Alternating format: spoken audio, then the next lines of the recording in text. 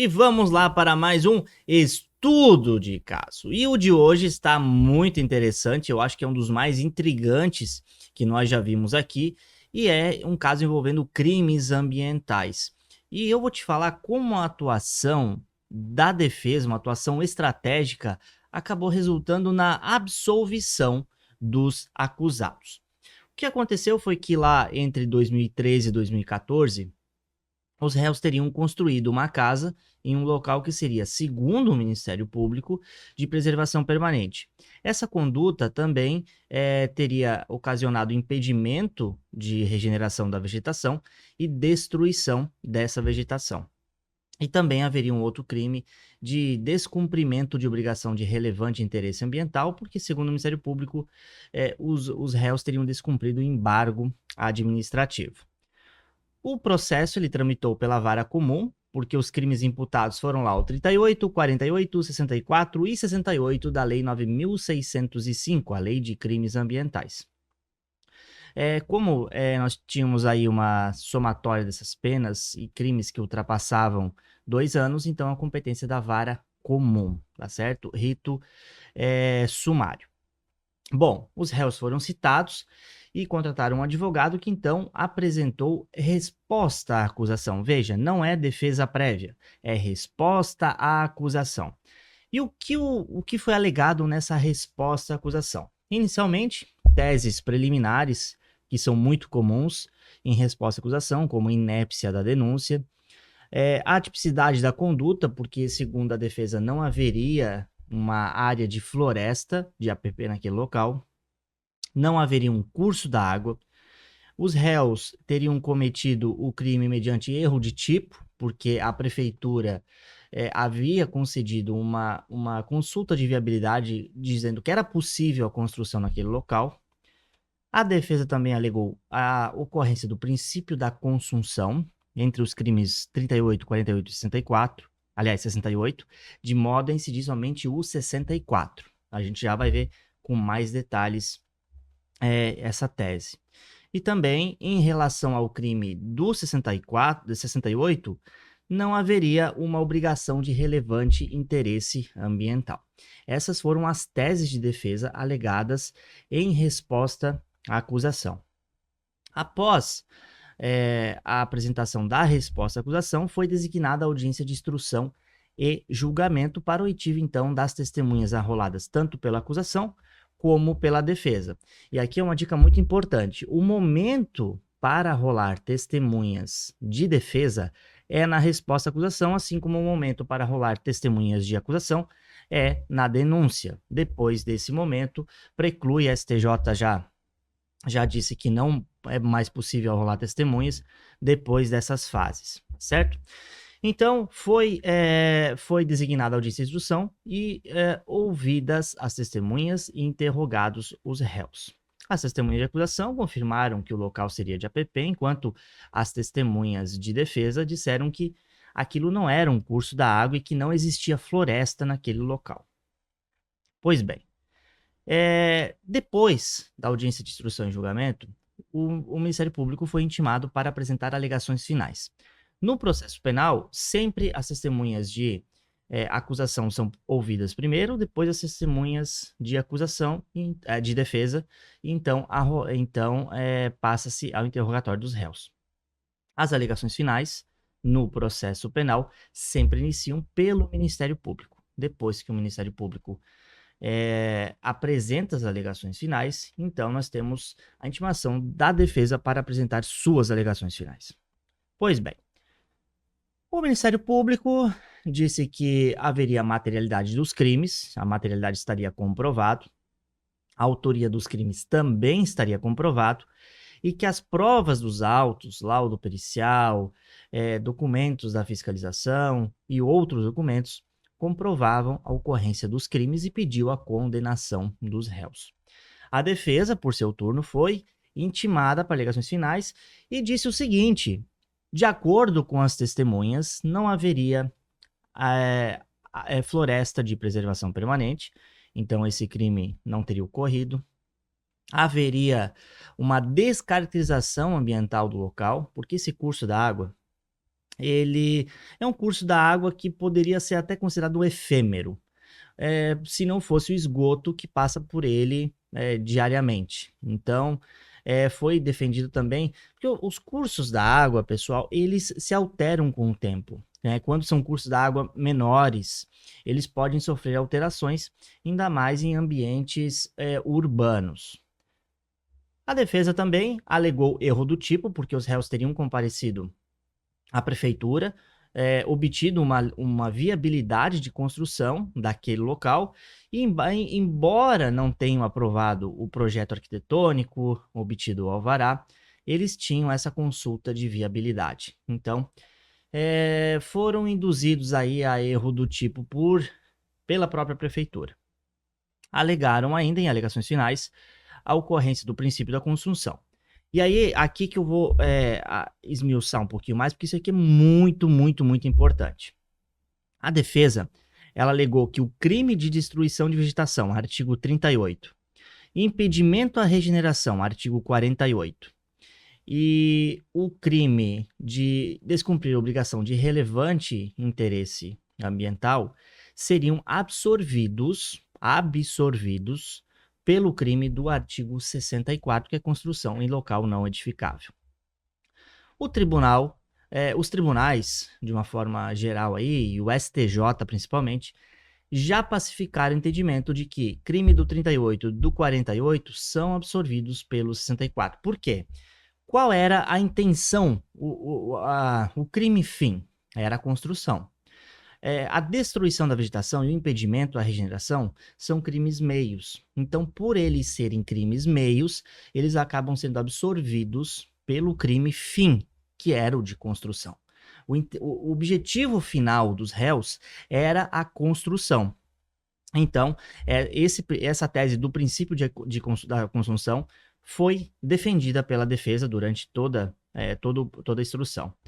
E também, em alegações finais, a defesa disse o seguinte: Excelência, mas veja bem, ainda que os réus sejam condenados, nós temos aí a ocorrência de prescrição, porque a pena máxima para o crime seria de 4 anos, e entre o recebimento da denúncia e a sentença já teria transcorrido 4 anos. Então, não tinha como o juiz condenar os réus a uma pena superior a 4 anos, e sim inferior a 4 anos, e por isso, então, já estaria prescrita a pretensão punitiva.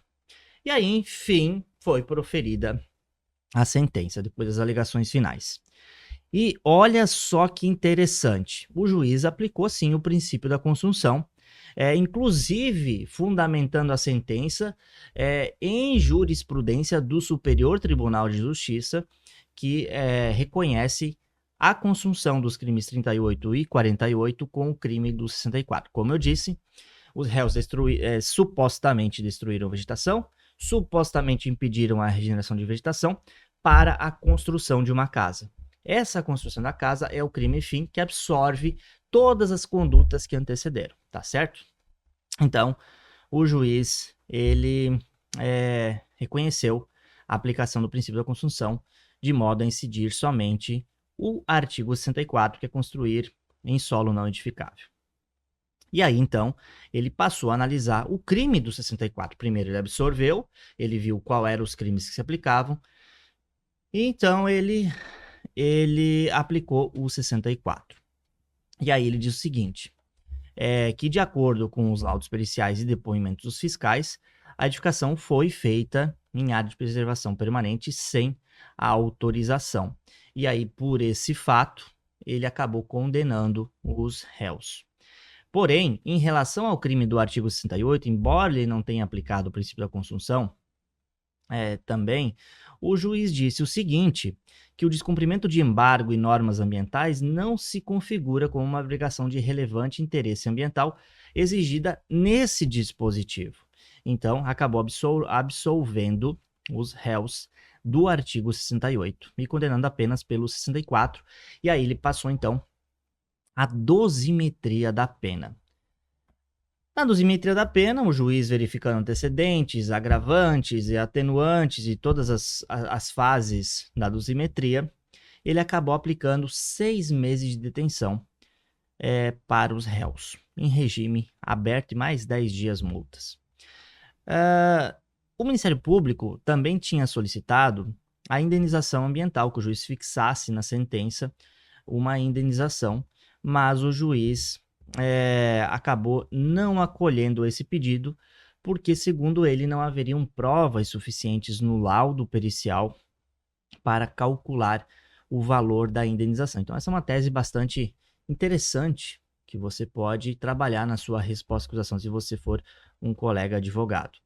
Dizer, olha, o laudo pericial não fixou indenização, então não pode o juiz também fixar algum valor nesse sentido. Proferida a sentença, a defesa embargou, opôs embargos de declaração contra essa sentença. E sabe por quê? Porque o juiz condenou os réus, mas ele não analisou a prescrição. Toda a defesa ela foi elaborada desde o início a partir de uma estratégia.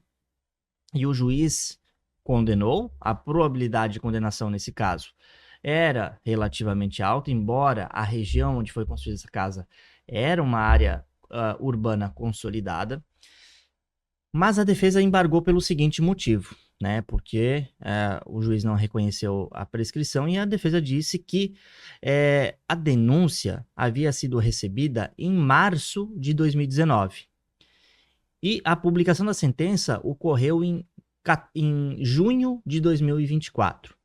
Então se passaram 5 anos, 2 meses, 2 semanas e 2 dias entre o recebimento da denúncia e a publicação da sentença.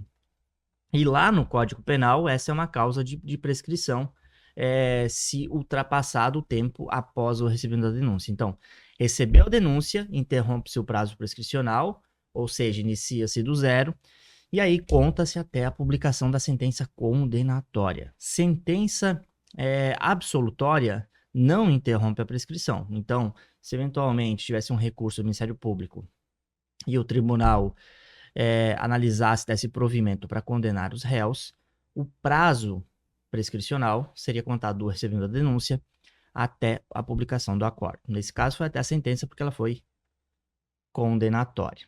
Então, essa sentença foi embargada. O Ministério Público foi intimado para se manifestar acerca dos embargos. E o Ministério Público, embora tenha concordado com os embargos, ele diz o seguinte, que a defesa apresentou embargos prematuros, mas que estaria correto, haveria incidido de fato a prescrição. O juiz, analisando os embargos, também reconheceu que a defesa foi prematura, porém reconheceu a prescrição. Mas por que a defesa acabou utilizando embargos de declaração? Poderia ter utilizado o recurso? Poderia. Agora veja, embargo de declaração, nesse caso aqui, eles foram julgados em menos de 30 dias.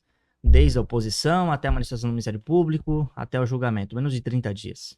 Se nós tivéssemos aí um recurso de apelação, demoraria meses, quiçá anos, para ser apreciado, enquanto os réus lá estariam sofrendo psicologicamente com uma sentença condenatória, ainda que tivessem suas penas extintas depois.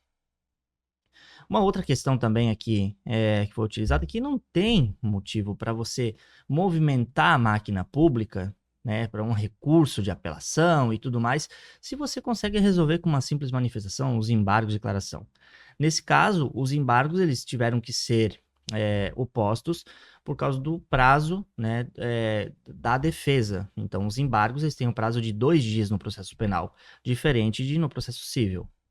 Então, aqui tinha 2 dias, a defesa opôs esses embargos de declaração.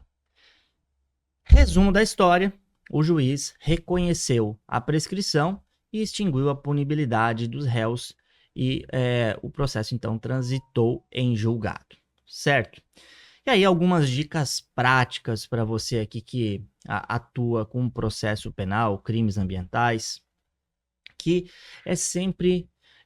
a prescrição ela não é uma estratégia de defesa que você deve tê-la desde o início do processo como única, mas ela deve ficar ali na retaguarda como estratégia de defesa. Então, nós temos algumas técnicas, algumas táticas que eu vou falar em um vídeo futuro para você, sobre como buscar uma prescrição em um processo, como fazer a prescrição incidir.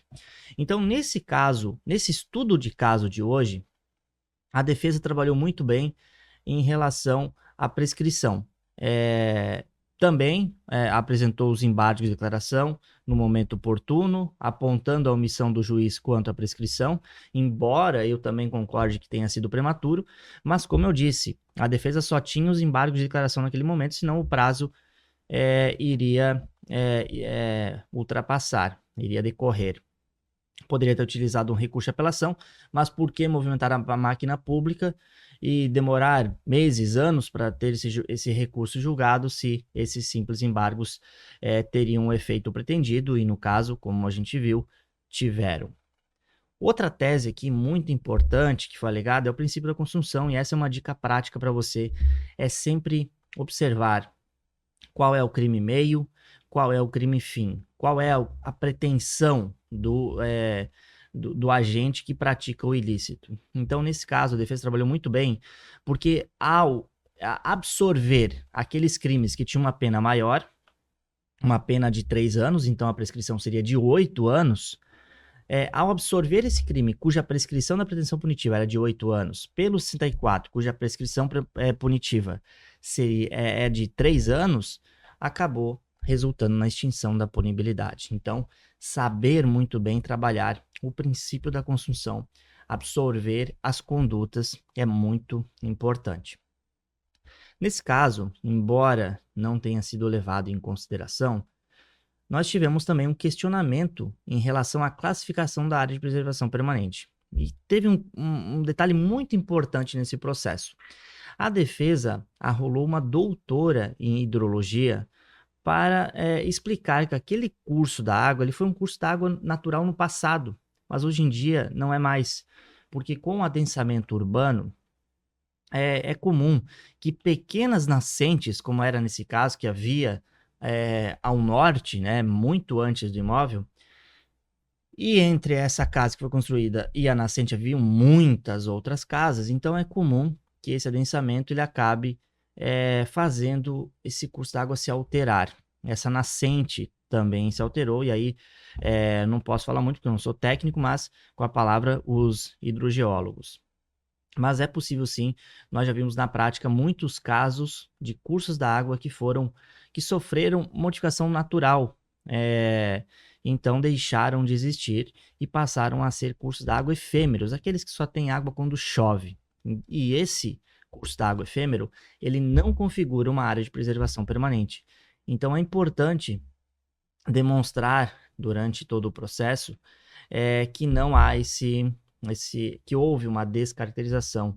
Então, questionar se realmente é uma APP. Obviamente que em um curso da água com largura superior a 10 metros, que tem água durante o ano todo, você não vai conseguir descaracterizar. Mas em cursos da água menores, valas, que acabam formando uma vala, e que essa vala é considerada como uma APP, principalmente pelos planos diretores, é possível descaracterizar. Importante também as testemunhas. Nós sempre falamos aqui na comunidade ambiental que muitas vezes no processo penal é interessante que você dispense as testemunhas de defesa e oriente o réu a permanecer em silêncio. Nesse caso, nós tivemos testemunhas de defesa que falaram e os réus também falaram. Porque nesse caso, nós precisávamos entender quem era que causou o dano. Nós não, né? O juiz e a defesa. Como tinha? Então, nesse caso, as testemunhas de defesa falaram, olha, não tinha floresta naquele local, porque o artigo 38, ele se configura quando você destrói floresta em área de preservação permanente. Floresta, o STJ já disse que é aquela área de mais ou menos área superior a meio hectare com árvores de grande porte. 1, 2, 5 árvores isoladas não configuram uma floresta. Então, esse artigo 38, se naquela local não configurava uma floresta, ele não existia aquele crime. Claro que nesse caso o juiz, até por uma questão de facilidade, foi mais simples ele acolher a tese do princípio da consunção do que dizer que não havia uma floresta, né? Então, nós tivemos isso, mas poderia ser questionado aqui também, nesse caso, depois de um recurso, ainda que tivesse havido a consunção, mas questionar que não havia floresta. Então, a defesa, nesse caso aqui, ela utilizou muito bem as testemunhas para dizer que não havia floresta, que não havia APP, que aquele curso d'água não era natural. E como a gente sempre fala, advogado tem que ter um conhecimento muito amplo em direito ambiental. Se atua com crimes ambientais, tem que conhecer de cabo a rabo o Código de Processo Penal na parte que se aplica aos crimes ambientais, artigo 69, artigo 29, prescrição, conhecer principalmente o Código de Processo Penal, é lá que nós temos os ritos pelos quais vão tramitar o processo. Tem toda uma diferenciação entre rito sumário, sumaríssimo, ordinário, diferenças na apresentação de resposta à acusação, prazos, momento, então tem que conhecer. O advogado ele tem que ter um conhecimento aprofundado em direito penal e processo penal para trabalhar com crimes ambientais, porque a complexidade é muito, muito grande. Nós temos aí hoje, quando se fala em direito ambiental, parece que a legislação muda de acordo com quem está julgando para ser mais favorável sempre ao meio ambiente. Não que nós não devemos preservar o meio ambiente, devemos sim, obviamente, mas nós temos que saber quando aquilo configura um crime, configura uma infração, quando realmente deve ser punido. O direito penal é a última ratio, só deve intervir quando for necessário, certo? Mas, infelizmente, há uma tendência em se criminalizar toda e qualquer conduta praticada em tese contra o meio ambiente. Gente, esse foi o estudo de caso de hoje, espero que você tenha gostado e até o próximo.